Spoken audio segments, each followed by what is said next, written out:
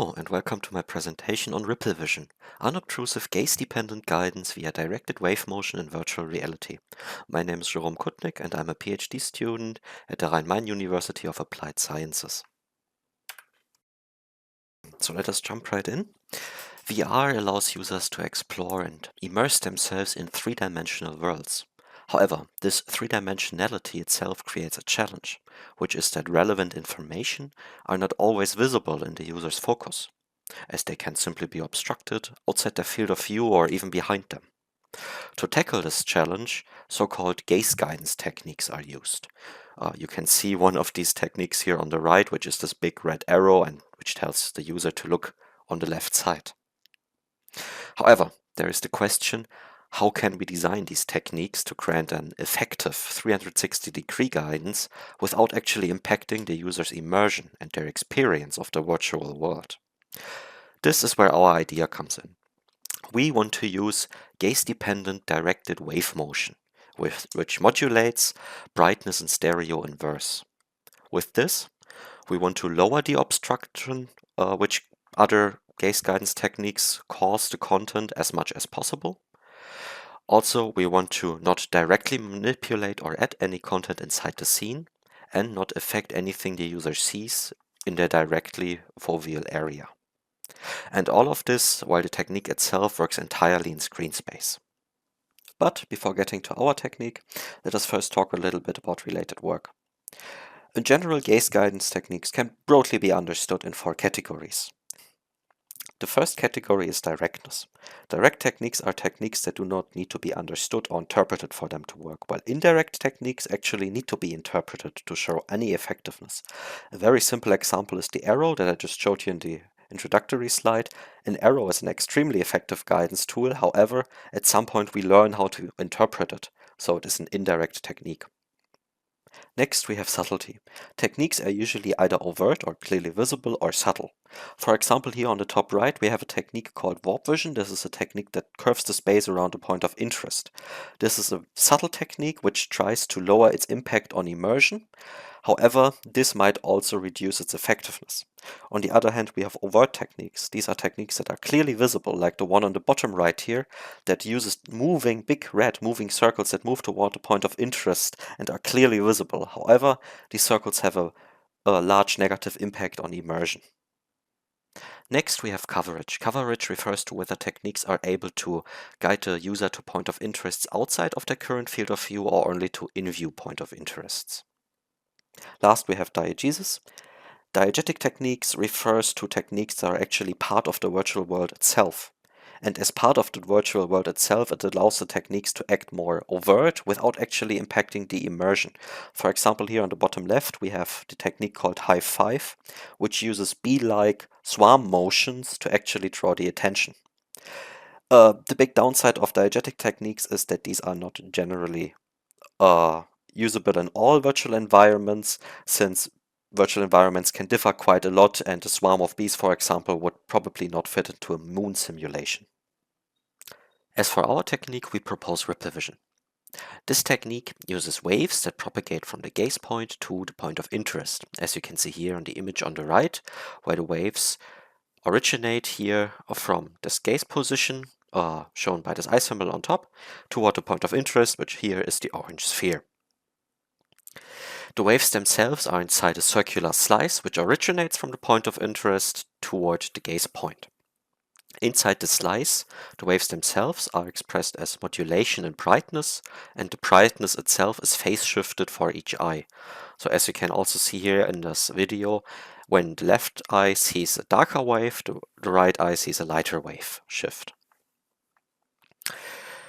As for the parameters that our wave has, here we have 4 main ones, being first intensity. This is just how strong the shift in brightness is, so how much brighter and darker it gets. We have the wavelength, the velocity of the waves, and the angle, which is the size of the circular slice. These parameters were adjusted in a calibration study. If you're interested in that, you can find more information on the calibration study in our paper. So what type of Q do we have?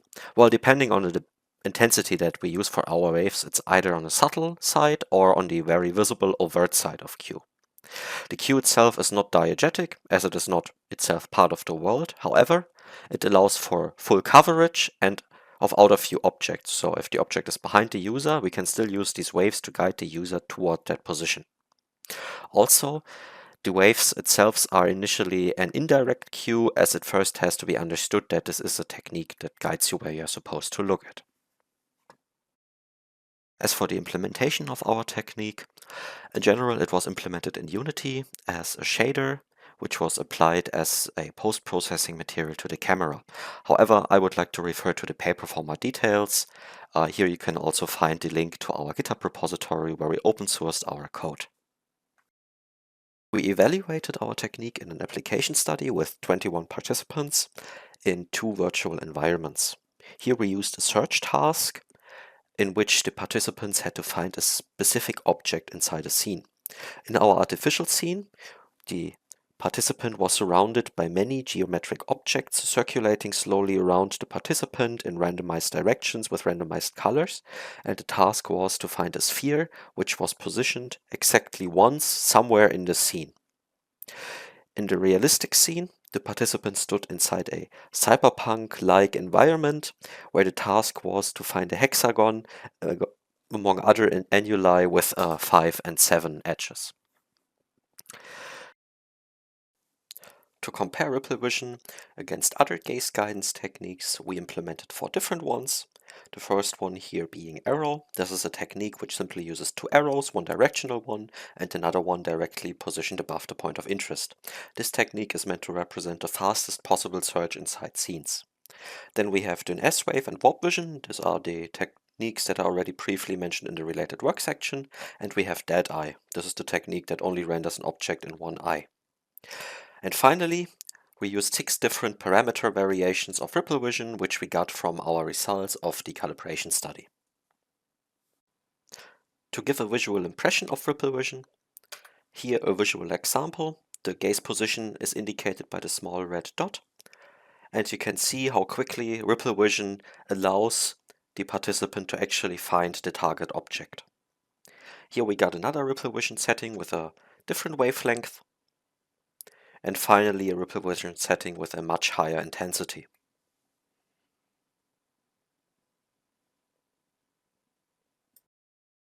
What were our results? As for the objective results, here you can see the median and mean search time for our different techniques, and you can see that the median search time for the upper border, which is without any assistance, and also Dead Eye, was around 25 seconds of search. As for the lower border, we have arrow and S-Wave, and you can see that the median search time with these techniques is well under 4 seconds.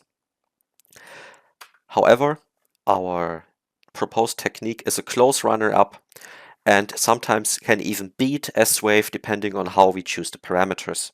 Here the marked ones you can see going from the left, we have a low intensity setting with a medium wavelength, and the 3 RippleVision techniques on the right are high intensity settings, and you can see how fast they actually allowed the user to find the point of interest.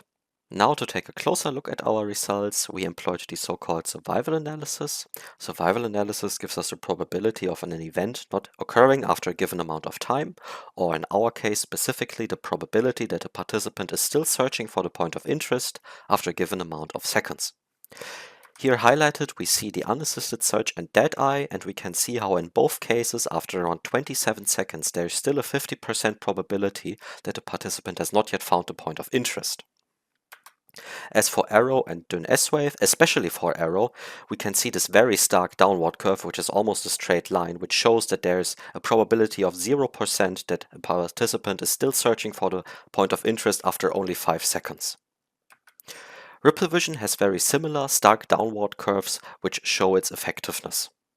Now, as for some subjective results, here we can see a Likert plot of answers to the statement, "The technique disrupted my sense of presence," which was given to the participant after each run, and we can see that most participants actually felt that the technique disrupted their sense of presence if the technique was either arrow or an S-Wave.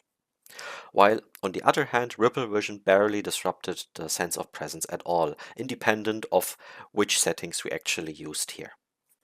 So with that, let us get to limitations and outlook, with our first limitation being that the calibration study that we used to determine the parameters for RippleVision was only conducted in a scene that was quite similar to our artificial scene. This resulted in a drop of efficiency of our technique in the second environment. The next limitation being that low intensity RippleVision settings could be misinterpreted as noise. We especially saw this in our second environment where we had some aliasing artifacts that could not be eliminated, which might result in misinterpretations. And also the head-mounted display which we employed where the screens showed stark curvatures toward the edges. Also, of course, we had a limited number of participants. It's always nice to have more participants in a study. And for the final limitation, the study itself is restricted to virtual reality. However, as our technique only manipulates screen space, it would be thinkable and interesting to see how our technique performs in mixed reality, video see-through, or perhaps even augmented reality setups. As for the outlook, first being that it would be interesting to look at the waves themselves and maybe change their properties depending on the distance and depth of the point of interest. So for example, we could increase the wavelength if the point of interest is further away and so give another hint at where the user is supposed to look at. And finally, we could look at combinations of subtle out-of-view and in-view guidance techniques. We could, for example, use RippleVision solely for its out-of-view capability, and as soon as the point of interest is inside the field of view of the head-mounted display, we could switch to another technique to lower the immersion disruption even further. Okay, with that, I thank you for your attention, and I am open to questions.